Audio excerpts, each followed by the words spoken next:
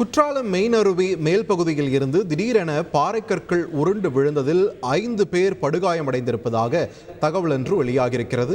தொடர்ந்து கூடுதல் விவரங்களை வழங்குவதற்காக இணைகிறார் எமது செய்தியாளர் தங்கம். வணக்கம். காயமடைந்த 5 பேருடைய நிலை என்ன? தொடர்ந்து அங்கு சுற்றுலா பயணிகள் குளிக்க அனுமதிக்கப்படுகிறார்களா இல்ல தடுத்து நிறுத்தப்பட்டிருக்கிறார்களா? என்ன நிலவரம் தங்கம்?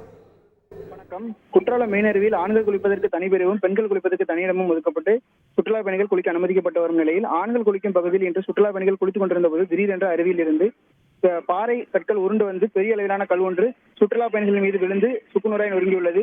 இதில் 5க்கும் மேற்பட்ட சுற்றுலா பயணிகள் காயமடைந்துள்ள நிலையில் அங்கிருந்த காவலர்கள் படுகாயமடைந்தவர்களை மீட்டு தற்போது சிகிச்சைக்காக தென்காசி அரசு மருத்துவமனைக்கு அனுப்பி வைத்துள்ளனர். குறிப்பாக தண்ணீர் அளவு குறைவாக அருவியில் கொட்டியிருக்கும் நிலையிலும் மலைப்பகுதியில் இருந்து பாறை திடீரென்று விழுந்தது எதிர்பாராத விதமாக அமைந்ததாக காவல்துறையினர் மற்றும் பாதுகாப்பு பணியில் ஈடுபட்டிருந்தவர் கூறுகின்றனர்.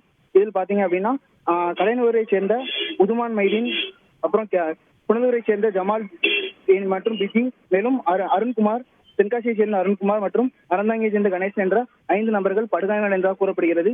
தற்போது அவர்களை காவல்துறையினர் மீட்டு தென்காசி மாவட்ட அரசு தலைமை மருத்துவமனையில் சிகிச்சைக்காக அனுமதித்துள்ளனர். மேலும் தற்போது தீயணைப்பு துறையினர் விரைந்து அருவியின் மேற்பகுதியில் உள்ள பாறை கற்கள் விழாத வண்ணம் சரி செய்யும் பணியில் ஈடுபட்டுள்ளனர்.